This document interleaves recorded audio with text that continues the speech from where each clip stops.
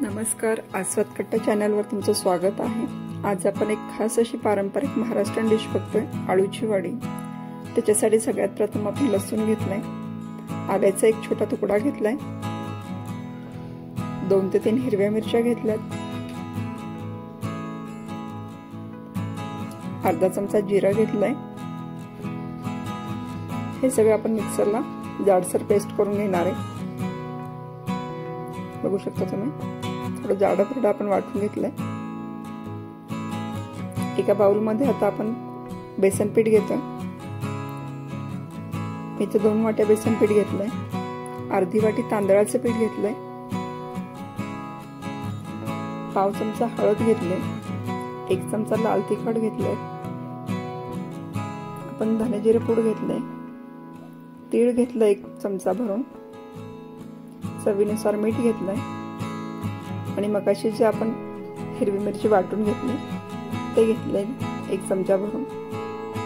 हे सगळं व्यवस्थित मिक्स करून घ्यायचंय।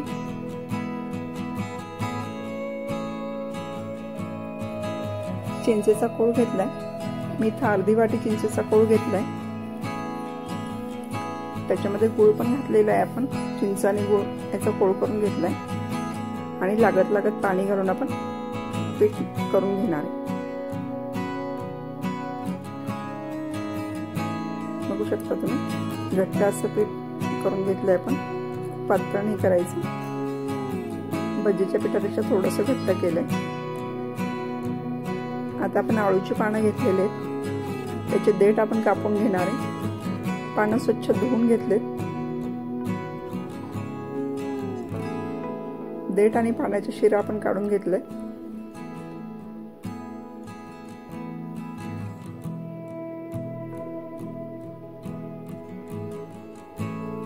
या पद्धतीने आता आपण सगळ्या पानाची शिरा आणि देठ काढून घेतले।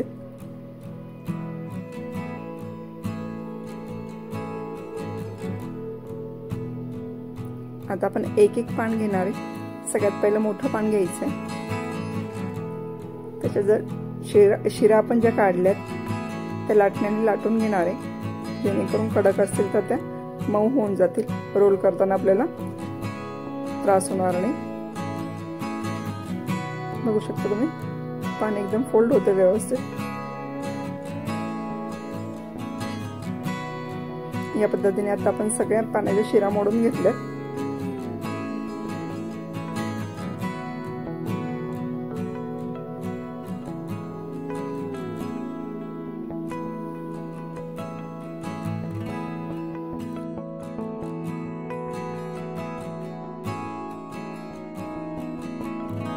सगळ्यात पहिले आपण मोठं पान टाकून घेतलंय, त्याच्यावरती आता आपण जे आपण बेसन मिक्स केलेलं आहे ते टाकतोय। व्यवस्थित पसरून घ्यायचंय हाताने, सगळीकडे एकसारखं पीठ लावून घ्यायचंय।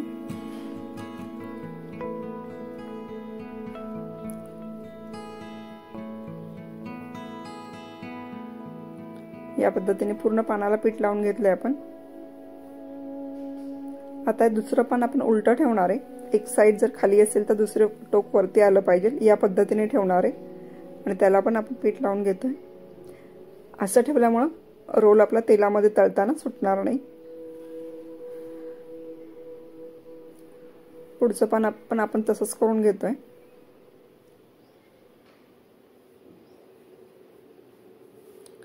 या पद्धतीने 3 ते 4 पान आपण अंथरून त्याच्या पीठ लावणार एकसारखं।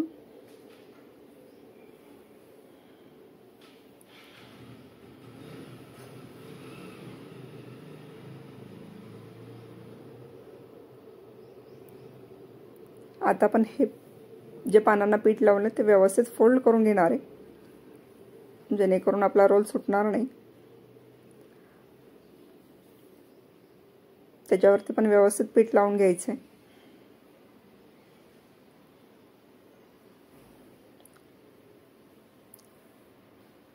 आणि थोडंसं प्रेस करत आपण रोल करून घेणार। या पद्धतीने रोल केल्यामुळे तेलामध्ये आपला रोल सुटणार नाही। बघू शकता तुम्ही, व्यवस्थित आपण फोल्ड करून घेणार आहे।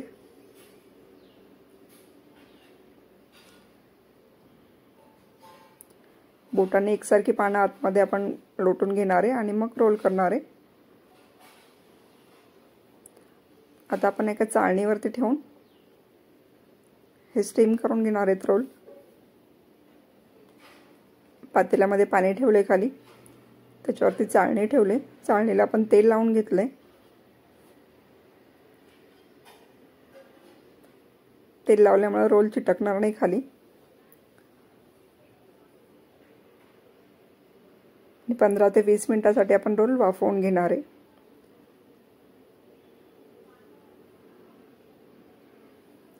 झाकण ठेवले आपण। 20 मिनिटांनंतर आपले रोल शिजलेले आहेत व्यवस्थित। ते बारीक एकसारखे कापून घेणार आहे आपण आणि ते तेलामध्ये तळून घ्यायचे। जर तुम्हाला तळलेले नको असतील तसेच वाफवलेले खाल्ले तरी चालतील। दोन्ही पद्धतीने तुम्ही अळूची वडी खाऊ शकता, एक तर तळून किंवा फक्त वाफवून सुद्धा खाऊ शकता।